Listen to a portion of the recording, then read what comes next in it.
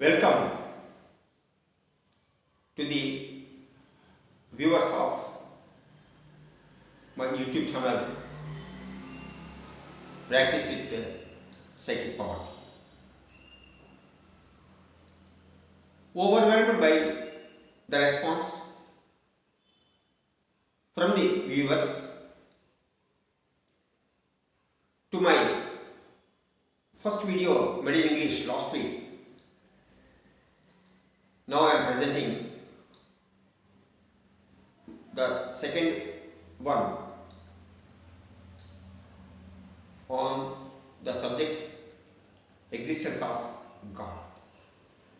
Yes, you are listening very clearly, it is true. Topic is existence of God. You know that no two persons have the same opinion on God. No spiritual leaders across the world have same opinion on God.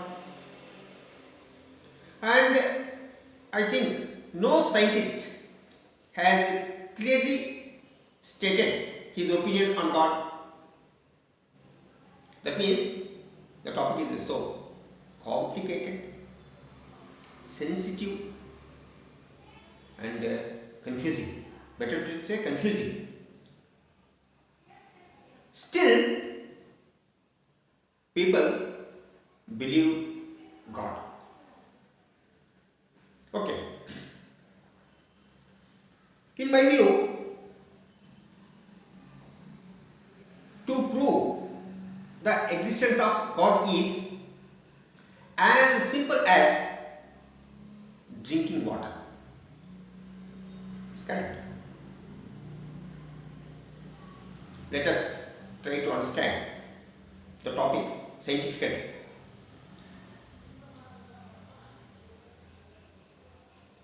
Nearly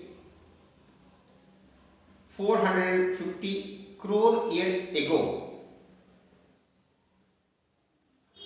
the earth was formed. After 100 crore years, what was formed on it? Later, 100 years, life emerged on the earth. It is scientific science from cosmology, or scientists from scientists of cosmology. Okay, it's okay. Now my question is, or my point is, how life came into existence? The question is not so easy to understand, because when the earth was formed, its surface temperature was up to 5000 degrees Celsius. At such high temperatures, to say scientifically, it is not possible to emerge life beings, living beings, particularly in the absence of water. But then how it is possible for emerging this life on the earth? Let us try to understand with two assumptions, or with two possible reasons.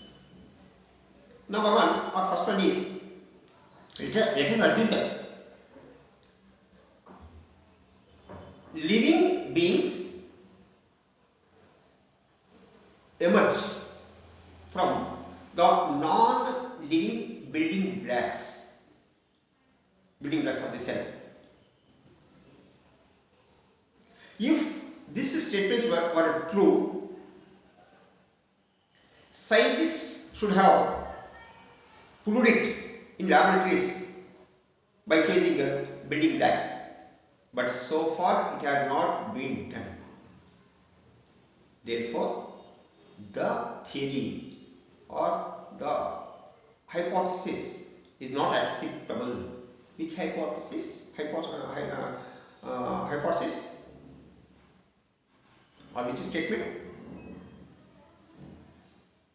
Living beings emerge from non-living building blocks.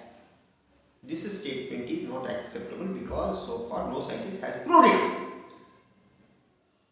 And the second possibility,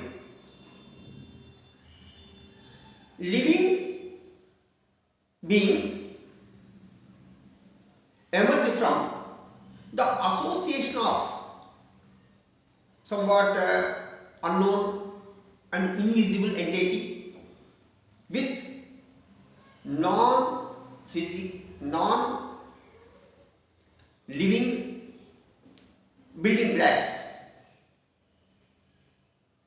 under certain favorable conditions. Once again, for your clarification, I am repeating the same thing.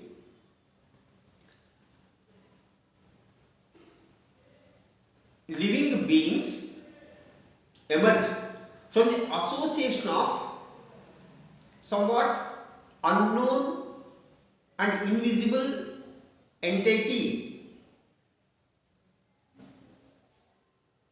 with building blocks, non-living building blocks. This is under certain favorable conditions. This is only statement that we have to believe. We have no other go. Other than this, there is no more accurate or more acceptable theory so far. So we have to believe it. Actually, we have to accept it. Okay, for our conversation, let us believe it. Believe the statement. That is, some unknown or invisible entity is responsible for this living beings, for the emergence of the living beings. Okay. If it is so, what would be the nature of that unknown, invisible entity? It should prevail everywhere in the cosmos for all the times, act according to its own nature, and is not subjected to the physical laws. And as it has own wisdom, we may, for our convenience, term as consciousness or the great consciousness. There is confusion. Why should not we believe it? Because there are living beings that have no, and we don't have other theories for emerging living beings. This is the only theory that we have, which is acceptable, which is scientific. And in support of this statement, I quote that every day new viruses are emerging. So, what is the reason? The same thing. The association of the consciousness with the building blocks, that's all. That's all. And evolution is separate thing. Evolution is separate issue and we shall discuss it some other videos. I am not speaking about evolution. I am speaking about emergence of the living beings or existence of the that is the great consciousness. That's all. So there is no confusion on this topic. But the issue is understanding it or defining it.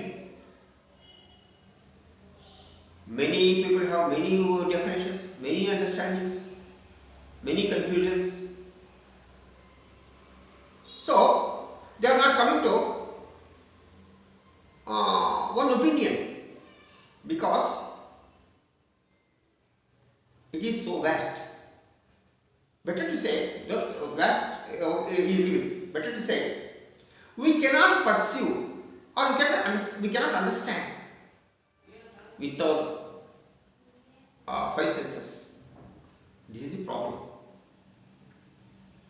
We have only five senses to understand this universe, but we cannot understand the consciousness without five senses. This is the real problem. Therefore, we cannot prove it scientifically, but it doesn't mean there is no existence of God. Where there are many things which have not been scientifically proved so far. Many things are there. What is the reason for Big Bang? Or Big Bang really happened? We don't know. And what is the shape of the universe? Or what is the shape of this cosmos? We don't know. Just we are trying to understand, that's all, with some theories. But really, it's not scientifically proved. Okay, we don't want deviate the matter. I am coming to the consciousness only. It is the consciousness which is responsible for our living beings. If there had no consciousness, there would have been no living beings on the earth. This is the only statement, only correct statement. Therefore, there is consciousness, and the name may be Almighty, Creator, God, whatever. It's very clear. Eventually, I am concluding the topic saying that there is great consciousness, and how we have to understand and what are the results, or how can we utilize this consciousness is separate thing, and we shall discuss it in many videos, forthcoming videos. The aim of, or my view of making this video is just to say clearly that there is consciousness, great consciousness, Creator, Almighty God, without any doubt. Okay, if you like this video, please like, subscribe, comment and share it.